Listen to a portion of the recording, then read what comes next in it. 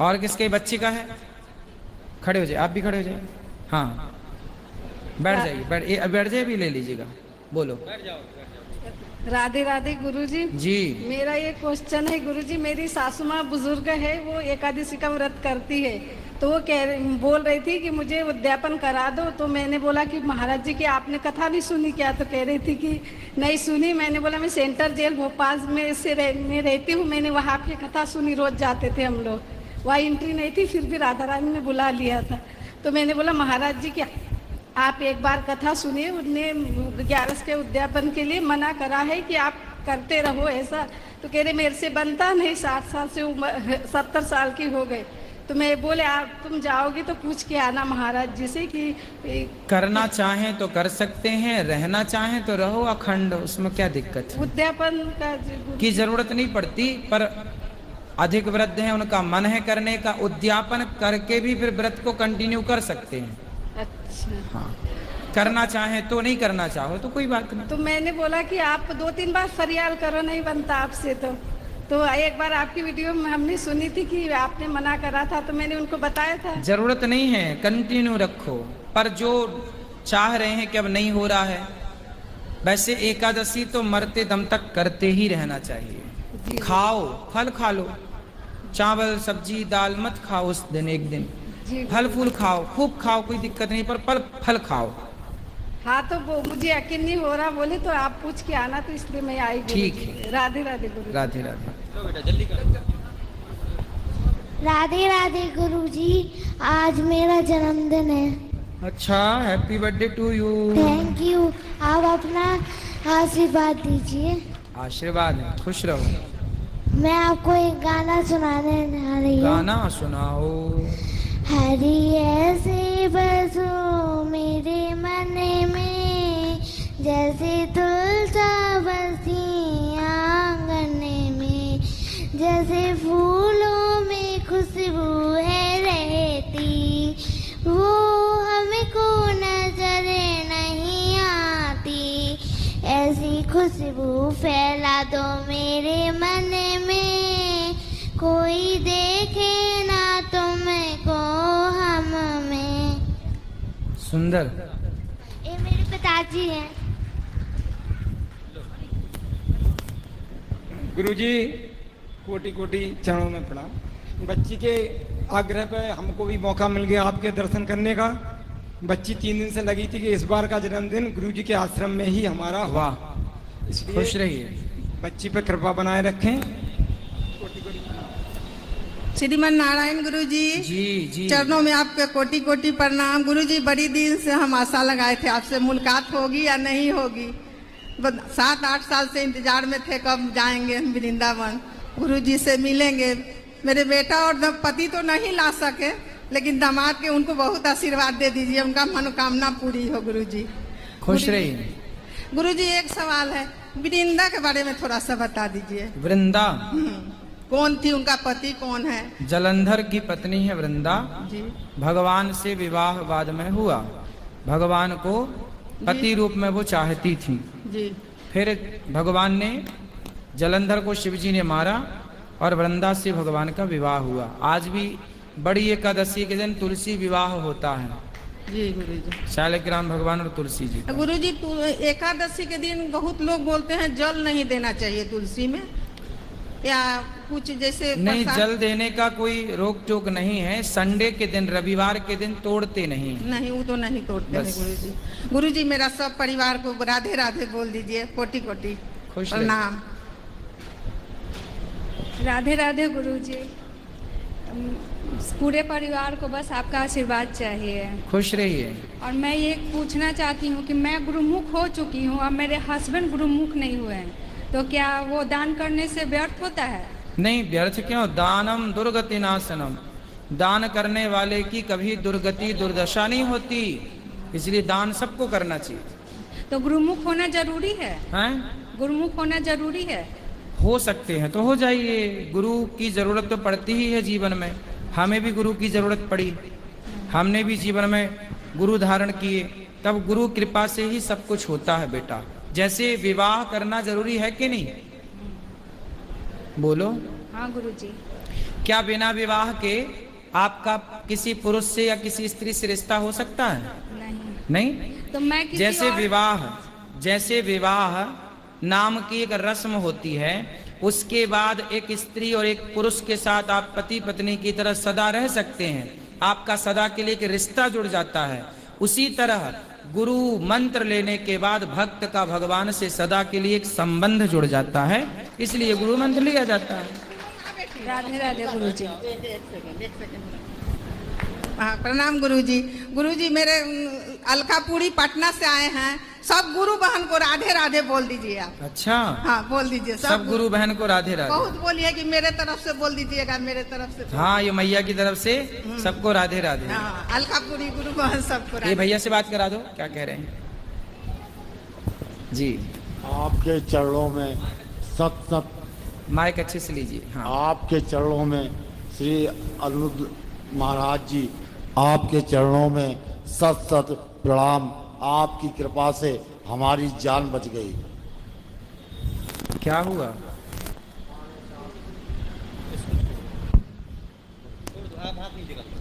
हमारे साथ बहुत बड़ा धोखा हुआ। हम जो है माता जी की सेवा में थे, माता जी चल नहीं पाती हैं, आपका ही कार्यक्रम देखते थे और माता जी भी देखती थी। उनकी लैट्रिन पेशाब हम ही उनको नहलाना धुलाना 2 साल से हम कर रहे थे। उसके बाद फिर हमारे भैया आ गए, बोले अब तुम सेवा कर चुके हो, अब हम सेवा करेंगे। हमने कहा ठीक है। उसके बाद हम अपनी ससुराल में चले गए, जहाँ हमारी शादी हुई है महाराज जी, वो अकेली थी और हमारे 2 बच्चे हैं, एक बेटा और बेटी है। महाराज जी उन लोगों ने हमारे साथ षड्यंत्र कर दिया।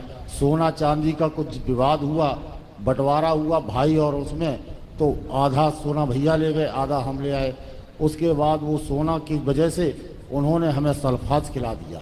सल्फास? हाँ। फिर 2 गोली उन्होंने मिलाई। हमको अंदाज़ा ये लगा कुछ चक्कर आया महाराज जी। उन्होंने बताया नहीं, उन्होंने हमको कमरे में बंद कर दिया और हम काफ़ी देर जो है होश में आए।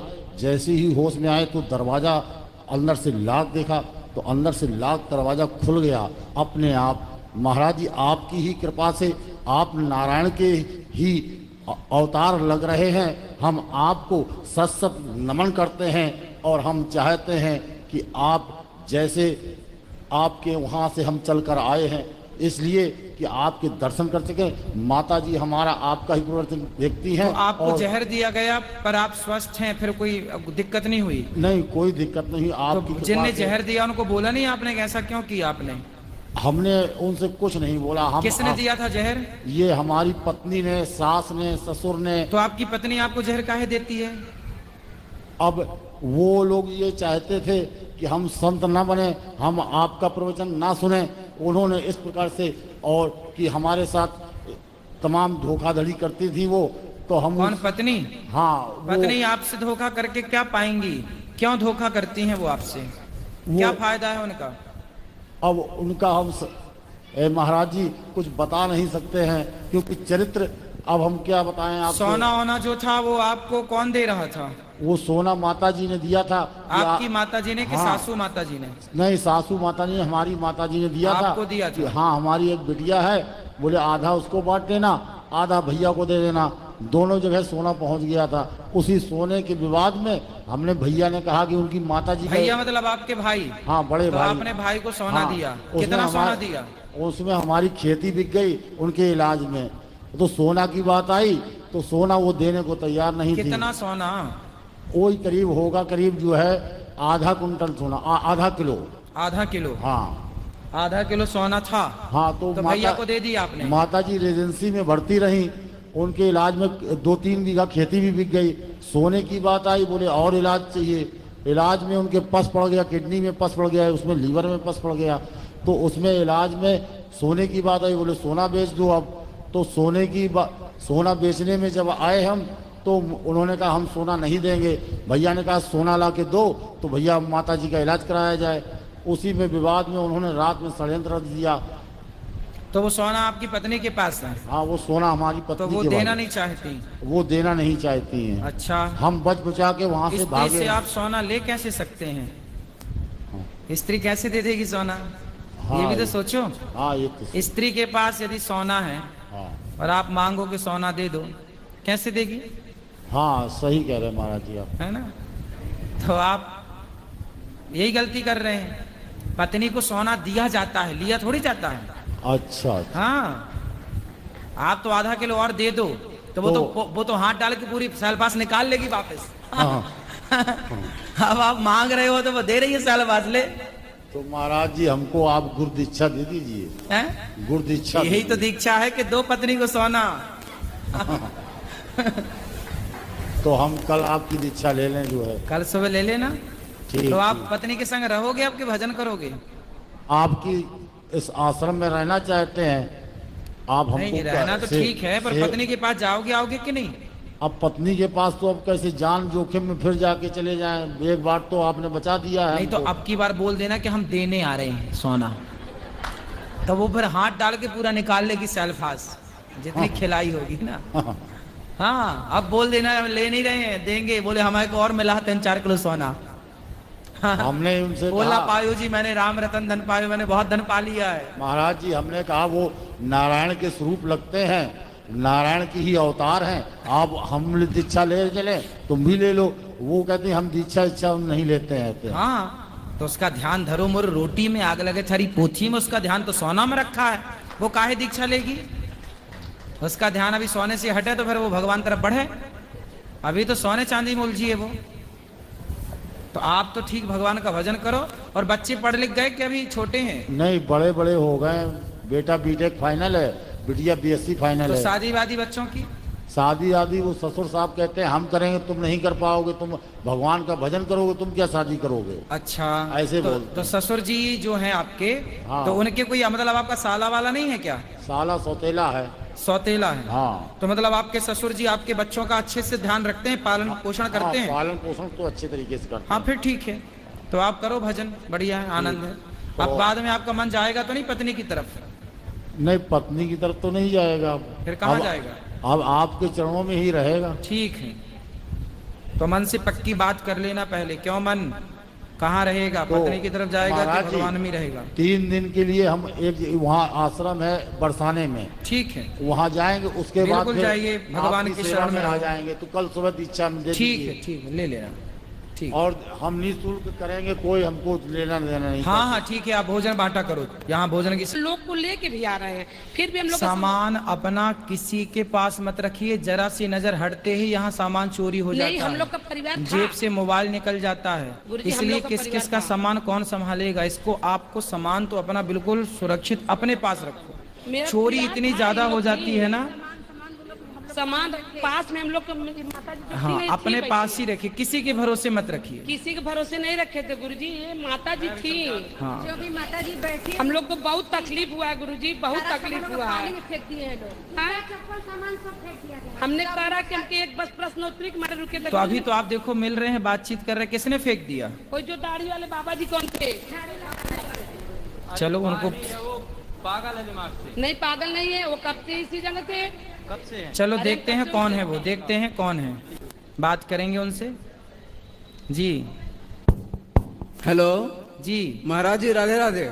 जी, हम अगला बार और आए थे पोथी बैठाने के लिए, तो हम नहीं बैठ पाए और इस बार फिर बाल बच्चा लेकर आए हैं पोथी बैठाने के लिए। ठीक है, तो मेरा 12 तारीख की रिटर्न टिकट है, ठीक। तो क्या करें आप ही बताइए। 12 तारीख को कितने बजे जाना है? वही 10:30 बजे ट्रेन है, शाम को? शाम को, रात्रि को? रात्रि कि को, हाँ। सुबह? नहीं, रात्रि को। हाँ, तो सुबह की पूजा संकल्प करके फिर आप चले जाना, कोई दिक्कत नहीं। नहीं, पोथी में बैठना चाहते हैं। हाँ, तो पोथी में आप बैठना है तो फिर 7 दिन बाद की टिकट करा लो। 7 दिन बाद टिकट नहीं हो रहा है ना, हम परेशान हो गए। अभी घूम के आए हैं मथुरा स्टेशन से, नहीं हो रही है। तो फिर आप संकल्प करके शुरू करके जा सकते हैं, बाकी आप घर बैठे सुन सकते हैं, या फिर आप 7 दिन बाद का कराओ। दोनों ही ऑप्शन है आपके पास। अच्छा, लीजिए थोड़ा। राधे राधे गुरुजी। जी, हम गुरु दीक्षा लेना चाहते हैं, लेकिन मेरा अंदर से आवाज आता है, हम क्या करें, कैसे ले गुरु दीक्षा? अंदर से आवाज आता है? हाँ, श्रीमन नारायण करके दिन भर होता है, रात को भी होता है। हाँ तो ठीक है ना, नारायण श्रीमन नारायण का जाप करते रहो। अच्छा है। तो फिर हम गुरु दीक्षा नहीं ले सकते हैं? ले सकते हैं, क्यों नहीं ले सकते? तो कल सुबह आएंगे? कल सुबह 8 बजे। ठीक। राधे राधे गुरु जी। जी मैं सूरत से आया हूँ और वहाँ पे यूट्यूब पे आपका सब कुछ देखता रहता हूँ। तो मेरी वाइफ ने बोला एक बार गुरु जी से मिल गया ना, तो चलते चलते आज सोचा कि निकल ही रहा था दर्शन करके पूरा, फिर भाग्य से आप बैठे मिले तो दर्शन करने आ गया। बहुत अच्छा लगा सर, आप बहुत ही अच्छा काम कर रहे हैं और आपका बहुत ही सूरत में भी बहुत नाम चल रहा है। जी। तो दिल बहुत खुश होता है, बहुत पुण्य काम हो रहा है।